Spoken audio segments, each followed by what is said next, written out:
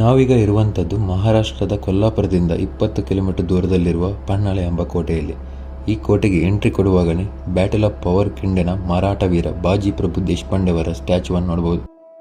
ಈ ಕೋಟೆಯನ್ನು ಶಿಲಾಪುರ, ಯಾದವರು, ಬಿಜಾಪುರ ಸುಲ್ತಾನರು, ಮರಾಠರು, ಮೊಘಲರು ಹಾಗೆಯೇ ಬ್ರಿಟಿಷರು ಆಳಿದಂತಹ ಇತಿಹಾಸ ಇದೆ.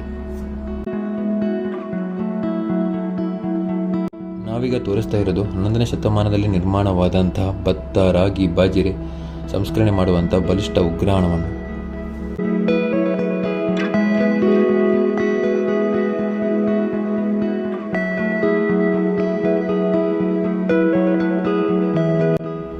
ಶಿವಾಜಿ ಮಹಾರಾಜರು ತಮ್ಮ ಜೀವನದ 500 ದಿನಗಳನ್ನು ಬಾಳ್ವೆ ಮಾಡಿರುವಂತಹ ಕೋಟೆ ಇದು.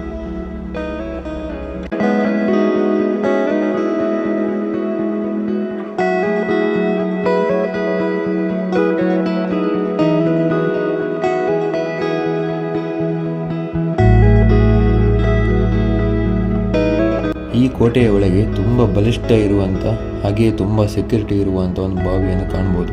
ಈ ಬಾವಿಯಿಂದ ಕೋಟೆಗೆ ಹಾಗೆ ಕೆಳಗಿನ ಊರುಗಳಿಗೆ ನೀರನ್ನು ಸರಬರಾಜು ಮಾಡಲಾಗುತ್ತಿದ್ದಂತೆ. ಮುಂಚೆ ಶತ್ರುಗಳ ಆಕ್ರಮಣದ ಸಮಯದಲ್ಲಿ ಶತ್ರುಗಳು ಮಾಡುತ್ತಿದ್ದ ಮೊದಲ ಕೆಲಸ ಎಂದರೆ ನೀರಿಗೆ ವಿಷವನ್ನು ಬೆರೆಸ್ತಿದ್ರಂತೆ. ಆ ರೀಸನ್ನಿಂದಾಗಿ ಇಷ್ಟು ಒಂದು ಸೆಕ್ಯೂರಿಟಿ ಇರುವಂಥ ಬಾವಿಯನ್ನು ಮುಂಚೆ ನಿರ್ಮಿಸ್ತಾ ಇದ್ರು.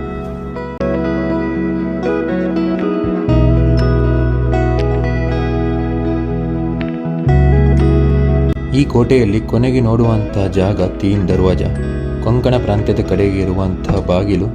ಇಲ್ಲಿ ಸುಂದರವಾದ ಹಾಗೂ ಬಲಿಷ್ಠವಾದ ಗೋಡೆಗಳನ್ನು ಕಾಣಬಹುದು. ಮುಂಚೆ ಬಾಗಿಲು ಕೂಡ ಇತ್ತಂತೆ, ಈಗಿಲ್ಲ. ಈ ಕೋಟೆಯ ಮೇಲೆ ಈಗಲೂ ಸುಮಾರು 2,000 ಜನರು ವಾಸಿಸುತ್ತಾರೆ. ಹಾಗೆಯೇ ಈ ತಾಲೂಕಿನ ಎಲ್ಲ ಮುಖ್ಯ ಕಚೇರಿಗಳು ಈ ಕೋಟೆಯ ಮೇಲೆನೇ ಇದೆ. After finishing Pannala board, we are going back to Kolhapur. On the way, one temple is there.